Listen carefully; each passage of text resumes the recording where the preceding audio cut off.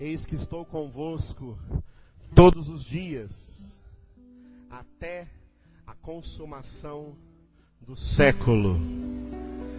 Glória a Deus. Jesus está vivo. Abra na sua Bíblia agora, 1 Coríntios, capítulo 7. Primeira carta de Paulo aos Coríntios, capítulo de número 7. Glória a Deus. Nazaré, venha ler comigo. Os homens leiam comigo, as mulheres com a Nazaré. E nós vamos mandar essa palavra no reino espiritual, amém? Pela Gláucia, esposa do Tiago, né? Ela está meio dodói. Vamos orar ao Senhor pela vida dela, né? Ficou em casa, né? Vamos orar pela Gláucia, para que o Senhor a cure, amém? A restaure aí. A restaure em nome do Senhor Jesus. Glória a Deus. E aconteceu um fato hoje de manhã, assim, tem um rapaz que veio aqui na igreja pela primeira vez e ouviu a pregação, ouviu a palavra e sempre querendo voltar, e Satanás o impediu de voltar. E Satanás o impedia de voltar. Olha só, o diabo quer impedir muita gente de chegar aqui e de ouvir a palavra. Viu, irmãos?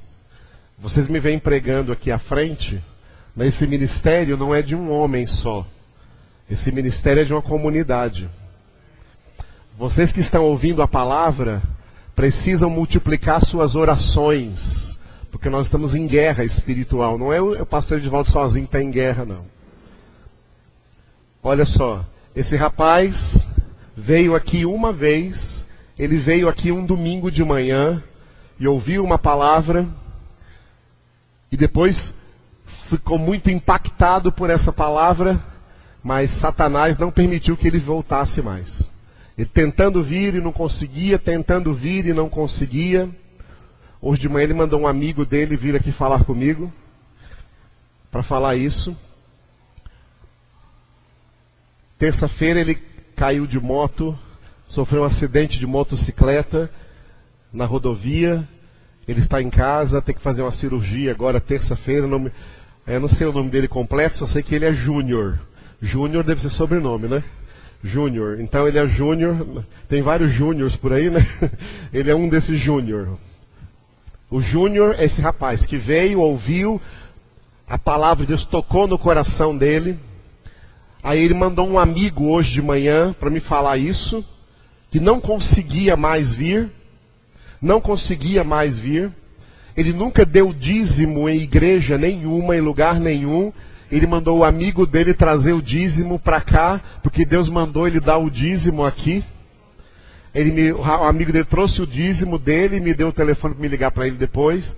E eu liguei para ele, já orei por ele. Ele falou: pastor, estando curado agora eu vou para a igreja. Amados, tem muita gente que Deus quer libertar e que Satanás quer impedir de vir aqui. Entendeu? Esse aqui é um exemplo. Deus fala isso para nós, Deus mostra isso para nós, para nos dar um exemplo. E é por isso, esse é um dos motivos pelos quais a igreja deve estar em incessante oração. Nós temos 4 reuniões semanais, mas todos os dias, irmãos, eu e vocês, temos que estar em oração. Porque a guerra é todos os dias. A guerra é todos os dias. E eu sei que tem muitas pessoas aqui que ficam assim ouvindo palavra e acham a palavra muito boa e relaxa na oração e não ora e não busca a presença de Deus. Tem que orar. A oração faz parte das armas poderosas que Deus deixou em nossas mãos. Então eu estou falando isso aqui para vocês, para convocá-los a orar diariamente. Orem por esse ministério, orem pelas pessoas que Deus quer trazer e vai atrair para esse lugar, para ouvir e serem impactadas pela palavra de Deus e serem transformadas por essa palavra em nome de Jesus. Aleluia. Quantos vão orar? Eu estou perguntando sério, quantos vão orar? É pergunta de homem, eu quero um compromisso. Quantos vão orar? Diante de Jesus, levante a sua mão direita bem alto. Levante a mão direita bem alto e diga: Senhor, eu vou orar diariamente por esse ministério, para que a tua palavra alcance todos os corações, todas as vidas que o Senhor quer alcançar, e nada impedirá. Eu me coloco na brecha, eu me coloco no lugar de intercessão. Eu vou orar em nome de Jesus. Amém? Seu compromisso não é comigo, é com Jesus. Ore todos os dias. Você vai ver como vai começar a chegar gente aqui que você não viu. Nós não temos ideia. Eu orei essa tarde por causa desse rapaz e Deus falou no meu coração. Nós não temos ideia do tanto de gente que Deus quer trazer aqui para ouvir essa palavra. E elas têm sido impedidas por Satanás. Então o poder de Satanás não é maior do que o de Deus. É o contrário. Deus é onipotente. Aleluia? Então estamos em oração em nome de Jesus. Vamos mandar já essa palavra no reino espiritual para o Júnior e para a Gláucia em nome do Senhor. Os homens leiam comigo. Quanto ao que me escrevestes, é bom que o homem não toque em mulher. Mas por causa da impureza, cada um tem a sua própria esposa, e cada uma o seu próprio marido. O marido conceda à esposa o que lhe é devido, e também semelhantemente a esposa ao seu marido. A mulher não tem poder sobre o seu próprio corpo, e sim o marido. E também, semelhantemente, o marido não tem poder sobre o seu próprio corpo, e sim a mulher. Não vos priveis um ao outro, salvo talvez por mútuo consentimento, por algum tempo, para vos dedicardes à oração, e novamente vos ajuntardes, para que Satanás não vos tente por causa da incontinência. E isto vos digo como concessão e não por mandamento. Quero que todos os homens sejam tais como também eu sou. No entanto, cada um tem de Deus o seu próprio dom. Um, na verdade, de um modo, outro de outro.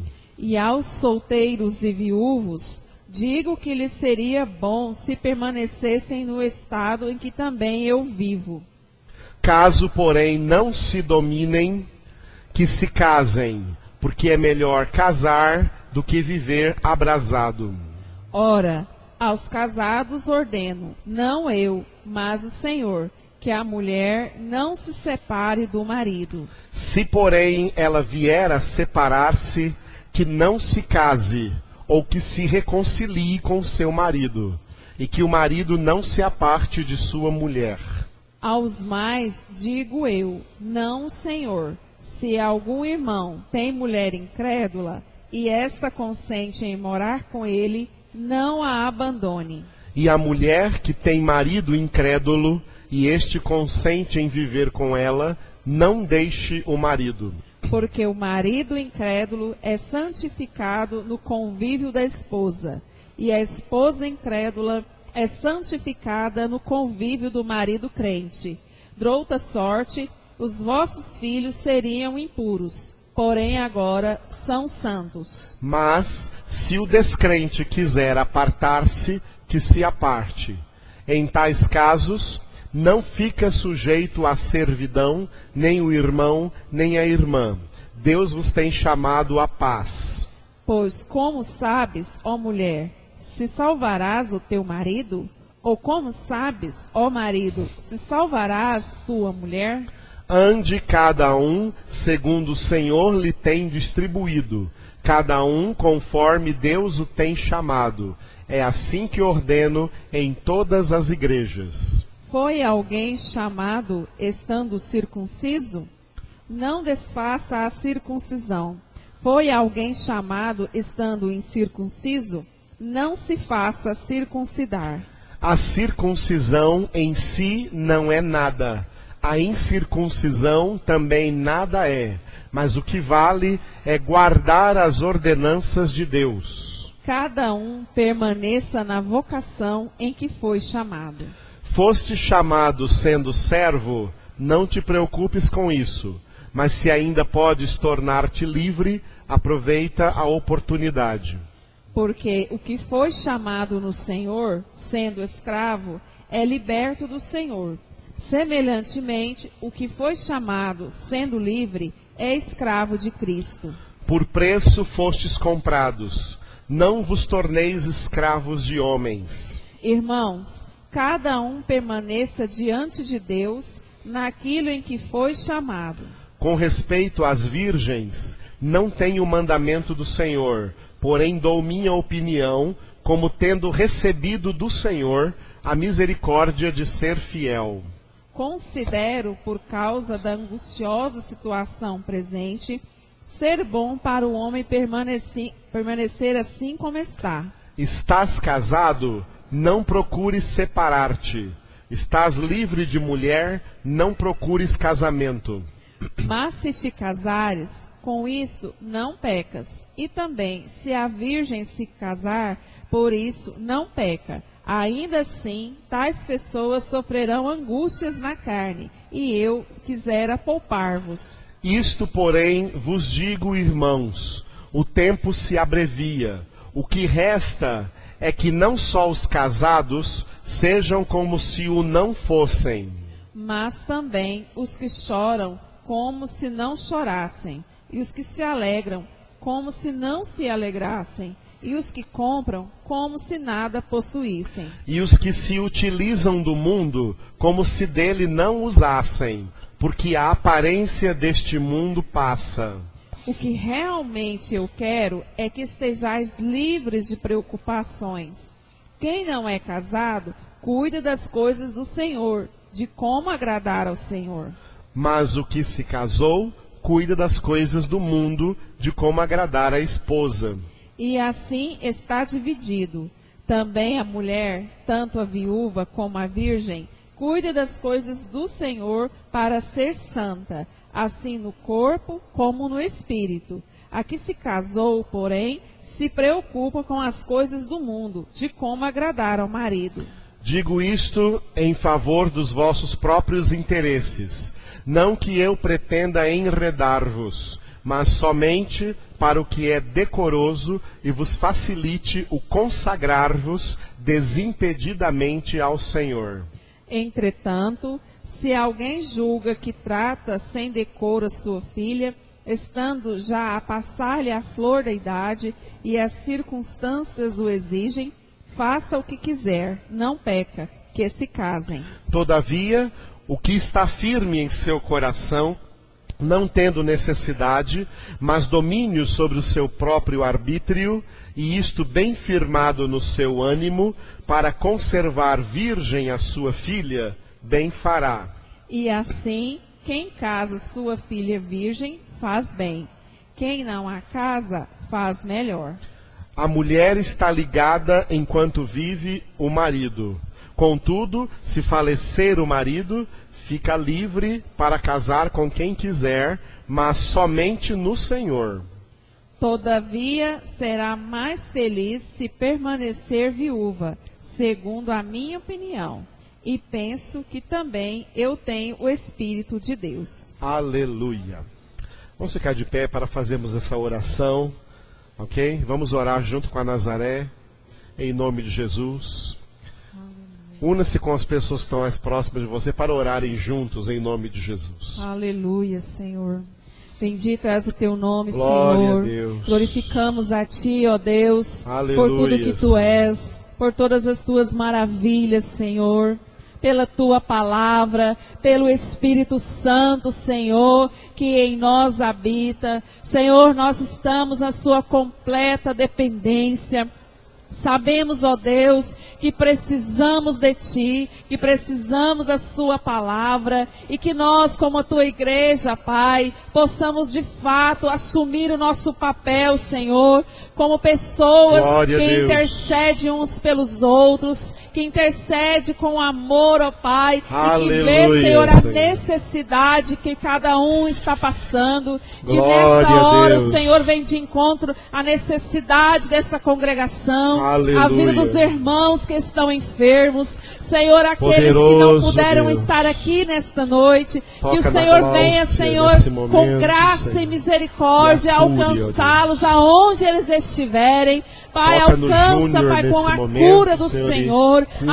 alcança com a libertação. Senhor, toca, Senhor, em cada Lecanta órgão, labachurianda toca em lá. cada, Senhor, pensamento e Oria ação, labachurianda Pai, que o lá. Espírito do Senhor possa atuar de maneira Lecanta graciosa no labachurianda meio do lá. teu povo, que nós como igreja Oria possamos, ó Pai, labachurianda estar lá. agindo na fé, proclamando o Lecanta Senhor o seu nome, labachurianda lá. Pai, que esse lugar possa ser um lugar cheio, Pai, da Lecanta graça e da labachurianda misericórdia do Senhor, e que nós possamos ser o canal de bênçãos Oh, na vida aleluia. uns dos outros, Pai, no nome de Jesus. Aleluia. Nós oramos nessa noite pela irmã Gláucia. Nós Colocamos oramos na nessa tua noite por presença. este jovem, Pai, que precisa ouvir a tua Júnior. palavra. Sim, Que ó nada venha o impedi-lo de estar neste lugar. Que Toca, no nome Senhor. de Jesus, no mundo espiritual agora, seja anulado as barreiras que Satanás Poderoso travou e traçou em seu caminho.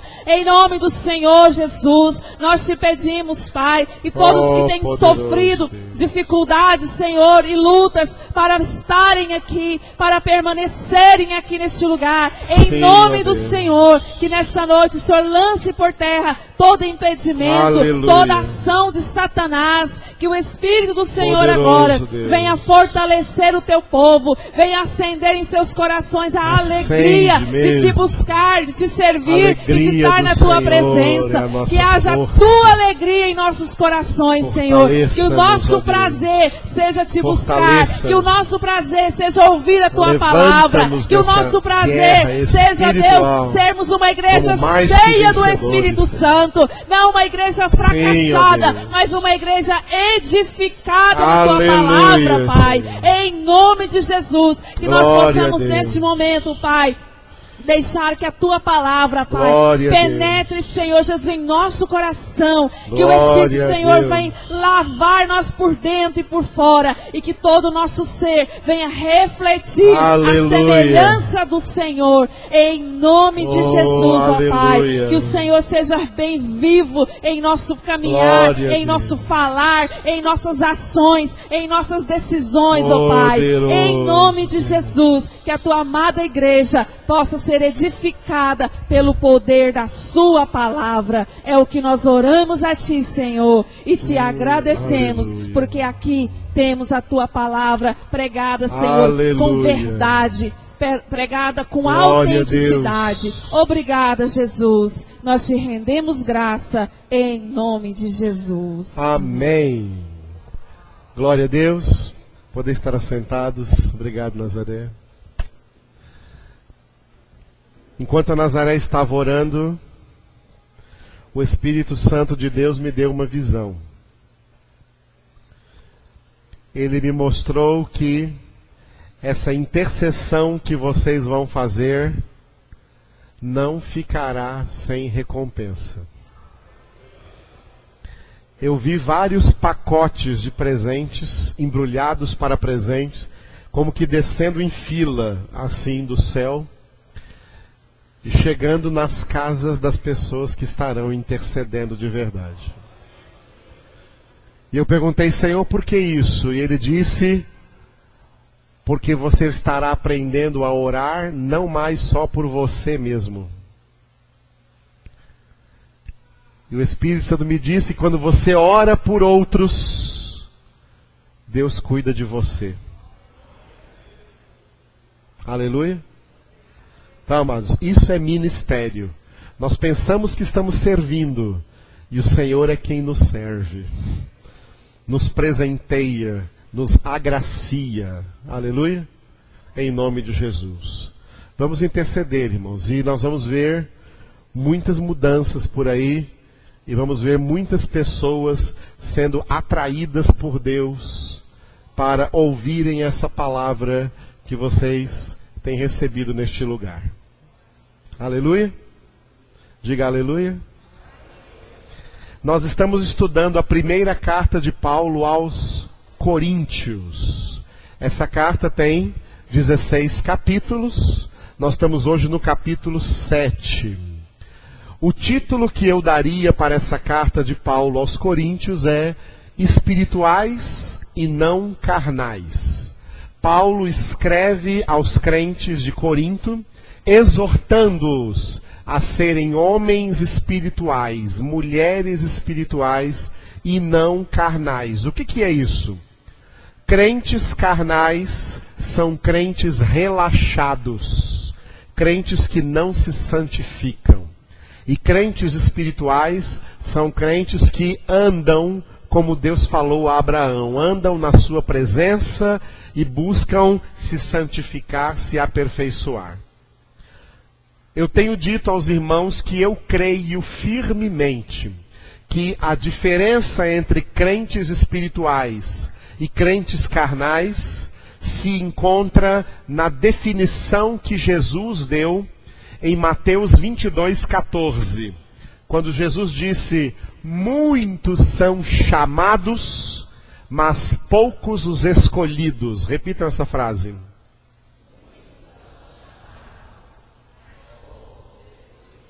Jesus disse isso, Mateus 22:14. Eu creio firmemente que os muitos chamados são crentes carnais. São muitos, porque infelizmente são a maioria. A maioria dos crentes não são espirituais, são carnais.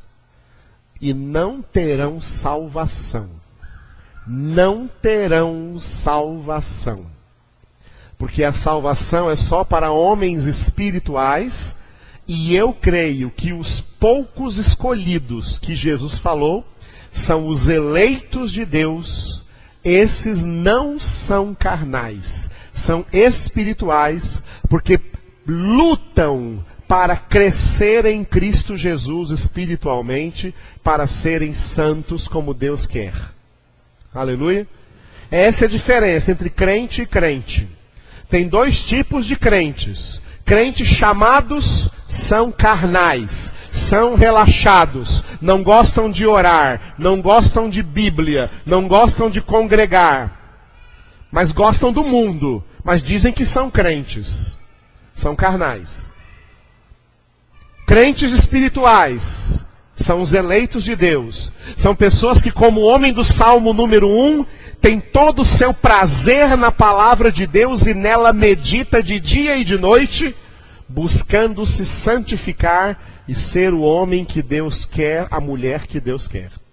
É isso que Paulo está escrevendo aqui, para não ser carnais, mas serem espirituais. Essa epístola de Paulo aos Coríntios, ela tem uma introdução, um desenvolvimento e uma conclusão. A introdução, nós já pregamos aqui, está nos 9 primeiros versículos, chamados à santidade. Como Deus chamou Abraão, chamado a ser perfeito, chamado a ser santo. O desenvolvimento da epístola, que vai até o capítulo 15, são admoestações. O que é uma admoestação? Uma admoestação é uma correção severa. Erros precisam ser corrigidos.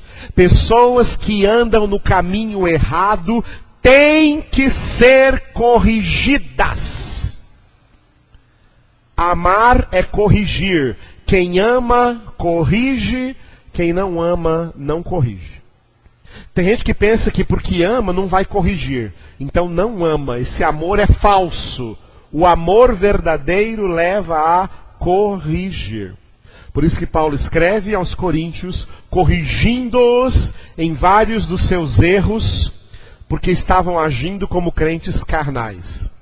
E depois a epístola termina no capítulo 16, com recomendações gerais, mas importantes, que nós vamos chegar lá. Essa parte maior, chamada admoestações, ela tem um outro desenvolvimento e uma outra conclusão, que é corrigindo desordens, o desenvolvimento, até o capítulo 14. Essa é a parte central da epístola. A parte central da epístola é do capítulo 1, versículo 10, até o capítulo 14, versículo 40, onde Paulo corrige várias desordens. E ele vai dizer no capítulo 14 que Deus não é Deus de desordens. Deus é Deus de decência e ordem. Repita essa frase. O nosso Deus é Deus de decência e ordem. Deus não gosta nem de indecência e nem de desordens. Por isso são chamados a ser santos. E ser santo significa ser pessoas decentes e pessoas ordeiras, disciplinadas, organizadas em tudo na vida. E ele vai ter uma conclusão de todo aquele desenvolvimento no capítulo 15, quando Paulo vai falar sobre a ressurreição. Amados, atenção aqui, tem muita gente, eu vou repetir isso até ficar bem sedimentado aí na sua vida, na sua mente. Todos os seres humanos que vêm ao mundo vão viver para sempre. A morte física não é o fim da vida. A morte física é só uma separação temporária do corpo da alma. Mas a alma vai voltar a se encontrar com o corpo. Seja crente ou seja descrente. Por isso haverá duas ressurreições. A primeira ressurreição é a ressurreição dos crentes, atenção, crentes espirituais. Os crentes espirituais participarão da primeira ressurreição para serem levados para Nova Jerusalém por Jesus.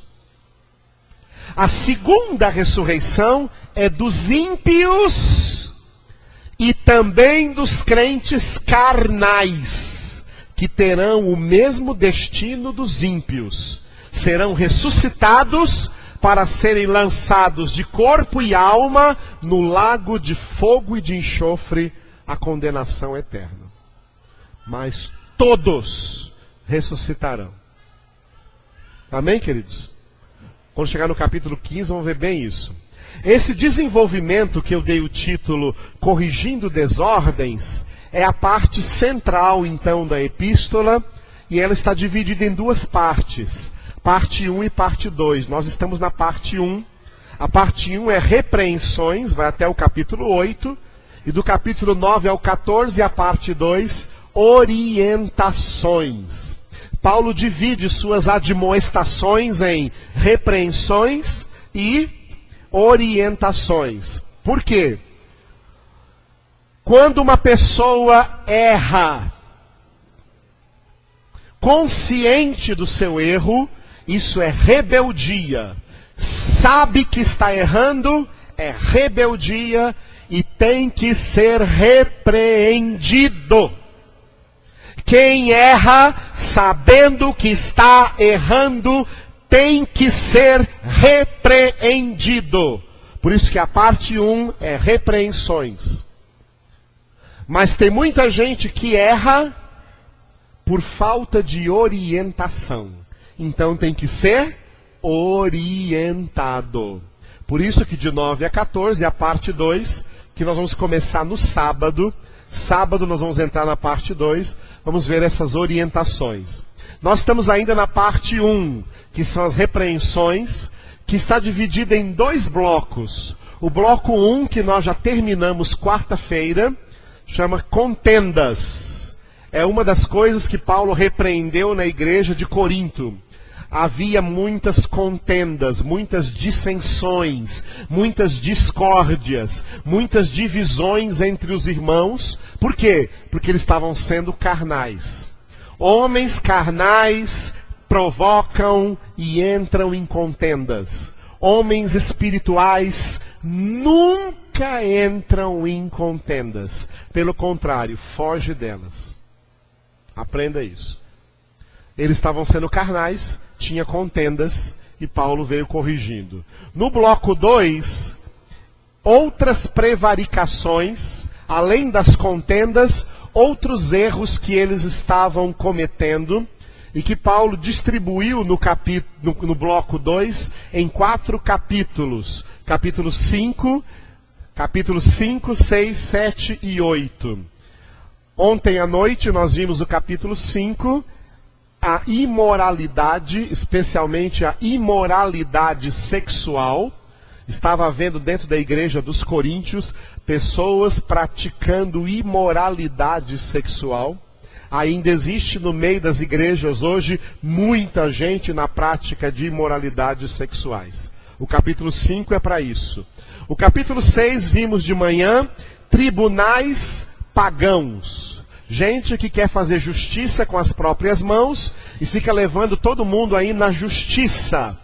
E nós vimos de manhã que a justiça dos homens são trapos de imundícia. Que o Evangelho nos manda buscar em primeiro lugar o reino de Deus e a sua justiça. A justiça de Deus e não as dos homens. Portanto, não levar ninguém a tribunais pagãos. Mas a Bíblia ensina a perdoar. Nós vimos de manhã, quem veio de manhã sabe disso, quem não veio está aí no site. Hoje à noite estamos no capítulo 7, falando acerca de casamento, assuntos relacionados ao casamento. E na quarta-feira nós vamos terminar o bloco 2, no capítulo 8. O capítulo 8 fala sobre a idolatria. Estão localizados? Nós estamos no capítulo 7. Acabamos de ler o capítulo 7, onde Paulo vai falar acerca de casamento. Vou começar dizendo uma palavra aqui. Uma vez alguém perguntou para mim assim, muito triste, mas uma pessoa que já foi aqui da igreja e não é mais. Tem uma pessoa que foi daqui da igreja e não é mais. Eu não vou dizer quem é, claro, né? Mas ela já foi aqui da igreja e não é mais. Sabe por que ela saiu? Sabe por que ela saiu? Porque não acredita que as cartas de Paulo são palavra de Deus. Falou para mim aqui. Chegou para mim e falou assim: Pastor Edivaldo, o senhor acredita que as cartas do apóstolo Paulo são palavra de Deus? Eu falei, acredito completamente. Não só as cartas de Paulo, mas cada um dos 66 livros da Bíblia são a palavra de Deus de Gênesis e Apocalipse. Ele falou, mas Paulo quando escreveu, aí ele citou para mim aqui, 1 Coríntios capítulo 7, nós acabamos de ler, no versículo 25, por exemplo. Versículo 25. Com respeito às virgens, não tenho o mandamento do Senhor, porém dou minha opinião, como tendo recebido do Senhor a misericórdia de ser fiel. Então ele pegou essa palavra para dizer para mim assim, ó, se Paulo está dizendo que o que ele está falando aqui não é mandamento do Senhor, é opinião dele, então isso aqui não é palavra de Deus.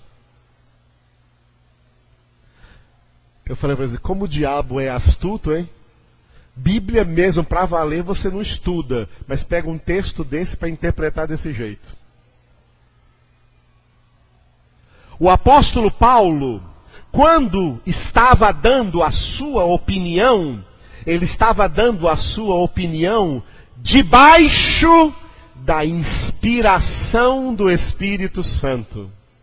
Por isso, mesmo quando estava dando a sua opinião, ele estava escrevendo a palavra de Deus, porque a opinião de Paulo era também a opinião de Cristo, já que no final, no último versículo do capítulo 2, ele diz: nós temos a mente de Cristo.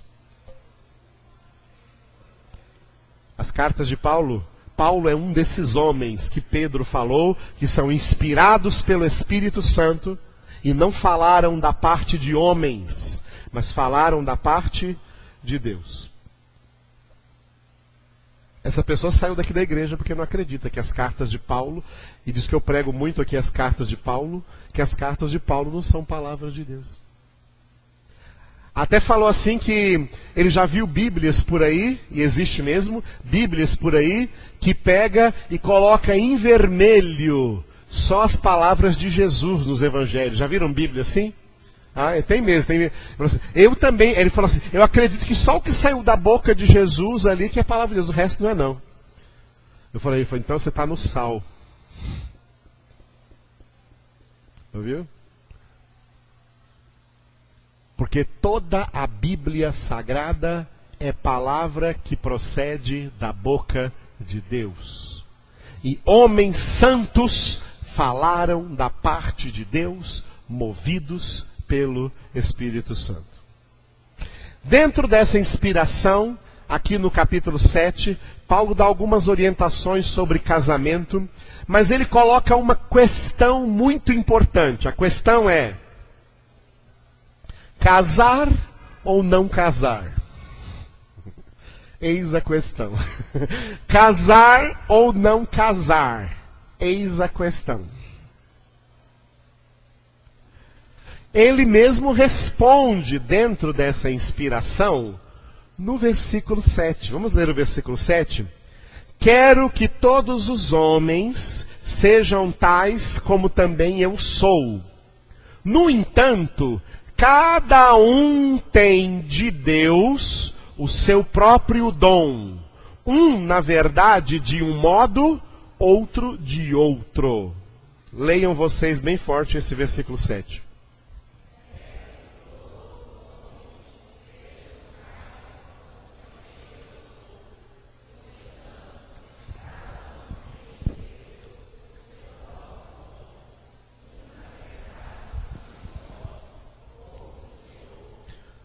Paulo coloca como dom de Deus. Tanto o casamento pode ser um dom de Deus, como a capacidade de permanecer solteiro ou solteira também é um dom de Deus. É uma dádiva de Deus. Dom é dádiva. Este versículo prova que existem pessoas, e eu acredito que sejam a maioria das pessoas são chamadas a se casarem. Deus quer dar a elas o dom do casamento. Mas não é todo mundo. Existem pessoas que Deus chama a não se casarem, a permanecerem solteiras, assim como o apóstolo Paulo, por exemplo. E o apóstolo Paulo, como homem de Deus, e também como homem experiente, ele se expressa assim, ó: eu quero que todos os homens sejam tais como também eu sou. Paulo, ele está observando aqui exatamente o que eu vou dizer para vocês. Que entre a vida de casado e a vida de solteiro, ele acha mais vantajoso ser solteiro. Mas preste atenção. O principal objetivo pelo qual ele vê essa vantagem é que o solteiro é mais livre para servir o Senhor nesse estado. por causa do ministério, por causa da pregação do Evangelho de Cristo Jesus, é lógico que uma pessoa solteira terá mais disponibilidade de sair por aí pregando o Evangelho, espalhando a semente do reino de Deus. Eu, quando era solteiro, viajava muito pregando o Evangelho. Depois que eu me casei, eu tentei viajar um pouco no começo, mas deu problema no casamento. Não pode viajar, não. Quem está casado não pode ficar viajando por aí, não. A não ser que vá todo mundo. E se vai todo mundo, não tem como estabelecer uma família num lugar. E uma família precisa de um lugar para estar estabelecida. A última viagem que eu fui durou 40 dias. A última viagem missionária, assim, que eu fui, durou 40 dias. Paulo Isaac era recém-nascido. E quando eu cheguei em casa, ele não me conheceu. Ele ficou me olhando assim, papai, é papai, né? Ele não me conheceu. Levou dias para o Paulo Isaac me reconhecer. Foi aí que o Espírito Santo me falou, tá vendo? Você casou agora. Você casou agora, cuide da sua casa. E exerça o ministério na proximidade de sua casa. É sobre esse assunto que Paulo está falando. Não é que ele é contra o casamento, é que ele é muito a favor da pregação do Evangelho. O que inspira Paulo é a pregação do Evangelho. Por isso que desde a sua conversão, o que ele sempre quis foi pregar o Evangelho. E para quem quer mesmo pregar o Evangelho e deixar essa mensagem bem clara aí pelo mundo e conseguir ter uma disponibilidade assim para estar no mundo, se estiver ligado a um casamento, vai ter problemas para fazer isso. E eu conheço muitos pastores por aí, missionários, sei lá o quê, que tenta ficar viajando demais por aí e acaba perdendo a família, perdendo os filhos, perdendo a esposa, prejudicando a família, porque quando casou e constituiu família, a sua missão primordial é na sua casa. Entendeu isso? Quando eu chegar diante de Deus, Ele não vai perguntar para mim sobre o ministério aqui não. Ele vai perguntar para mim sobre Elaine, sobre Paulo Isaac, sobre João Diego. Depois de uma longa conversa sobre isso, se tiver tempo, ele vai perguntar alguma coisa sobre o ministério. Porque eu casei. Entenderam isso? É por isso que Paulo está dizendo que uns, na verdade, têm esse dom. Ele tinha esse dom. E comparando com o dom do casamento, ele achou mais vantajoso quem tem o dom de ficar solteiro para poder ter disponibilidade total para o reino de Deus, para a obra da pregação do Evangelho. Só que, como eu disse a vocês, amados, esse dom não é para a maioria. Para a maioria, o dom é o de se casar. Para a maioria, o dom é de constituir família. Mas para se casar, como disse aqui embaixo, no penúltimo versículo, no versículo 39, quando estava falando da mulher viúva, por exemplo, versículo 39, a mulher está ligada enquanto vive o marido, contudo se falecer o marido, fica livre para casar com quem quiser, mas somente no Senhor. Eu quero pegar esse final desse versículo, mas somente no Senhor. O casamento é um dom de Deus quando os dois que estão se casando verdadeiramente são do Senhor. Aqui no meio, Paulo fala de maridos que possa ter alguma mulher, uma mulher não crente, ou de mulher que possa ter um marido não crente. E Paulo está falando dessa situação porque quando aconteceu a conversão desse marido, ele já era casado. Esse marido e essa mulher se casaram quando não eram crentes. E de repente um deles se converteu, o outro não. Então obrigatoriamente esse crente vai conviver com um cônjuge não convertido.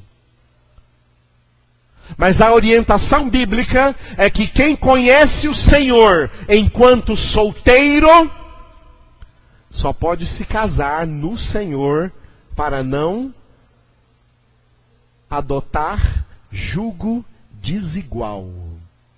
Jugo desigual é pecado. Não há aliança entre luz e trevas. Não há aliança entre Cristo e Satanás. Não há aliança entre crente e descrente. O crente que se casa com alguém descrente, nisso peca. E vai ter consequências. Ok, amados? Vai ter consequências. Crente casa com crente. E se não está achando nenhum verdadeiro crente para casar, é hora de meditar. Talvez o dom que Deus esteja lhe dando é para não casar. Para permanecer apenas no Senhor. E Paulo diz assim, que está fazendo isso, veja no versículo 35. Digo isto em favor dos vossos próprios interesses. Não que eu pretenda enredar-vos, mas somente para o que é decoroso, e vos facilite o consagrar-vos desimpedidamente ao Senhor. E mais para cima um pouco, Paulo diz também que ele está orientando essas pessoas da seguinte maneira. Veja o versículo 28. Mas se te casares, para pegar o contexto, pega o 27, tá? 27 e 28. Estás casado? Não procures separar-te. Estás livre de mulher? Não procures casamento. Mas se te casares, com isto não pecas. O casamento não é pecado, é dom de Deus. E também se a virgem se casar, por isso não peca. Se ela é chamada ao casamento, que se case. Ainda assim, tais pessoas, Paulo diz que as pessoas que se casam sofrerão angústia na carne, e eu quisera poupar-vos. Qual é a angústia na carne que os casados têm que sofrer?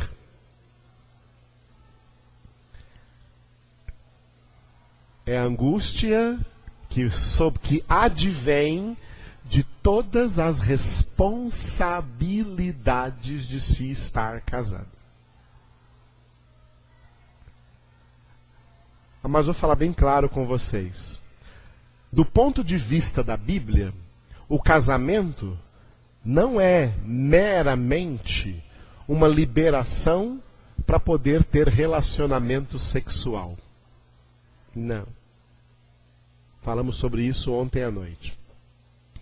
E a epístola ainda vai tocar nesse assunto mais para frente.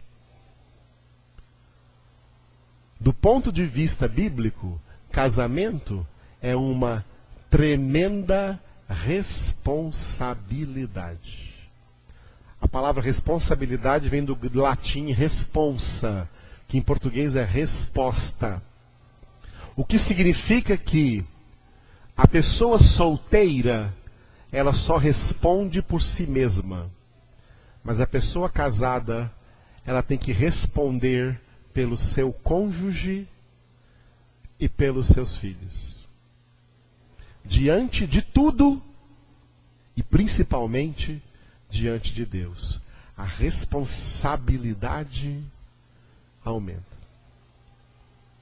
E esse aumento dessa responsabilidade causa um peso de tribulação, um peso que Paulo chama aqui de sofrerão, angústia na carne, porque você tem que cuidar muito bem dessa mulher. E você, mulher, tem que cuidar muito bem desse marido. E vocês, pais, têm que cuidar muito bem desses filhos. É uma tremenda responsabilidade. Família é uma tremenda responsabilidade. É um dos ministérios de Deus. Família não é apenas um objeto social. Família é um ministério de Deus mais importante do que qualquer outro ministério na obra de Deus.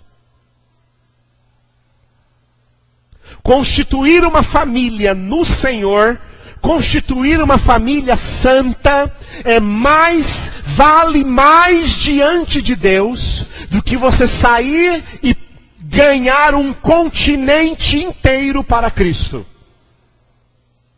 Sabia disso? Constituir uma família santa é mais importante.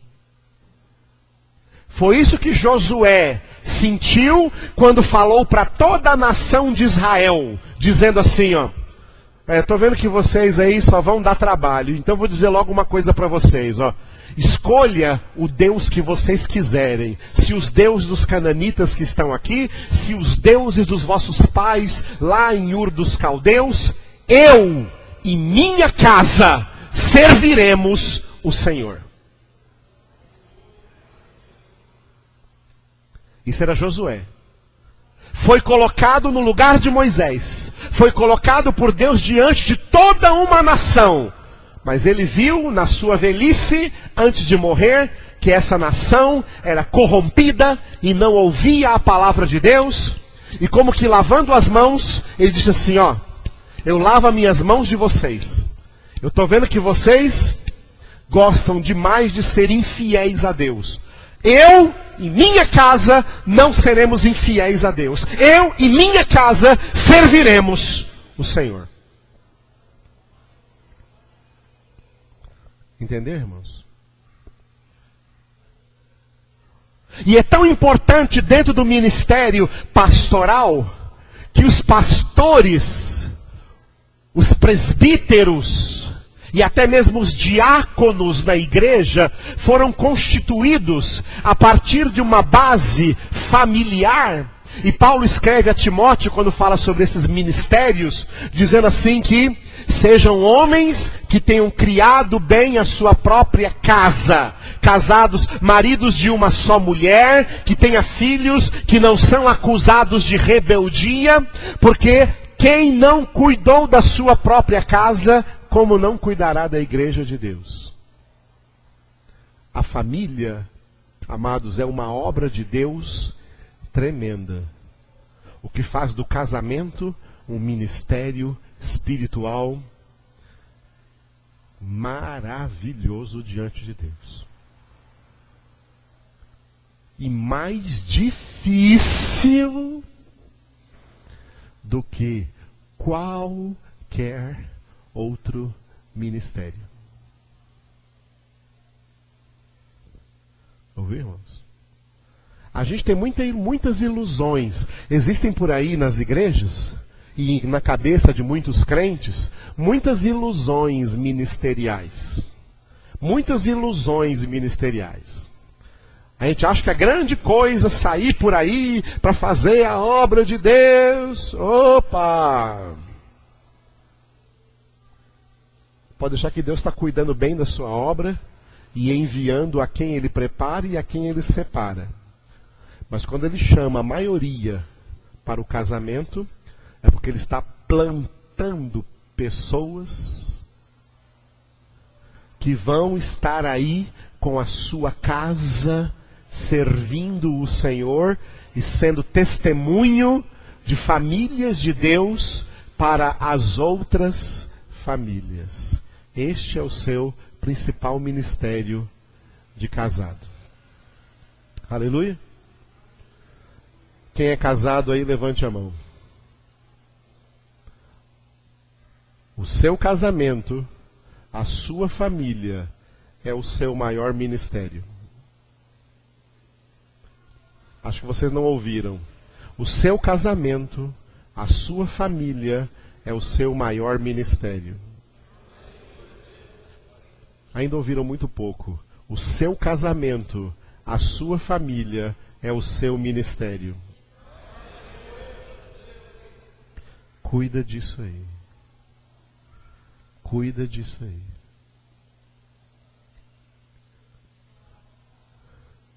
Quem não casou ainda, levante a mão.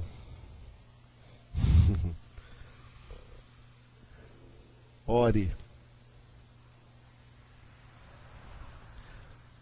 Ore ao Senhor e pergunte qual é o seu dom. Paulo diz que uns têm um dom para casar e outros têm o dom para não casar.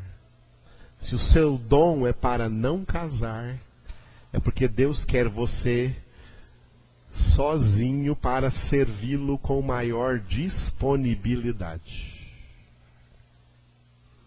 Agora, se o seu dom é casar, case-se no Senhor. Porque se casar em desobediência a Deus, unindo-se com o incrédulo, você deu as costas ao Senhor. Aí não conte com Deus para te abençoar.